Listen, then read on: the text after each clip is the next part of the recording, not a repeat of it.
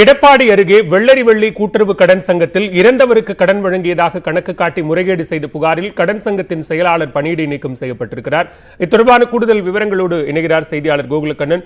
கோகுலக்கண்ணன், இந்த விவகாரத்தில் என்ன முறைகேடு நடந்திருக்கிறது? விவரங்களை பதிவு செய்யலாம். சேலம் மாவட்டம் எடப்பாடி அருகே இருக்கக்கூடியது வெள்ளரிவள்ளி கிராமம்.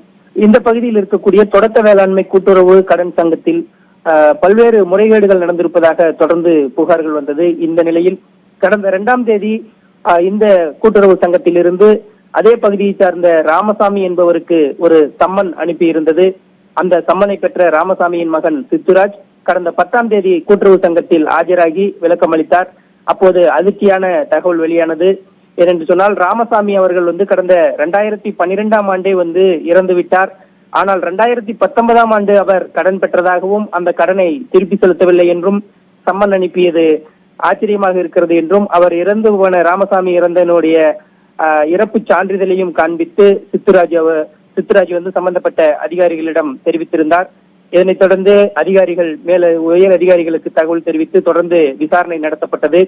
இந்த விசாரணையில் 2012ஆம் ஆண்டு இறந்து போன ராமசாமிக்கு 2019ஆம் ஆண்டு கடன் கொடுத்ததாக முறைகேடு நடந்திருப்பது கண்டுபிடிக்கப்பட்டது.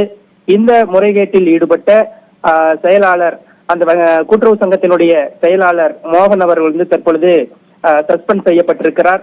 அவர் குறிப்பாக இந்த இறந்து போனவர் பெயரில் 1.20 லட்சம் ரூபாய் கடன் கொடுத்ததாக முறைகேடு நடந்திருக்கிறது. இது போலவே பல்வேறு முறைகேடுகளும் அந்த கூட்டுறவு சங்கத்தில் நடைபெற்றிருப்பதாக தற்பொழுது அதிகாரிகள் தொடர்ந்து விசாரணை மேற்கொண்டு வருகிறார்கள்.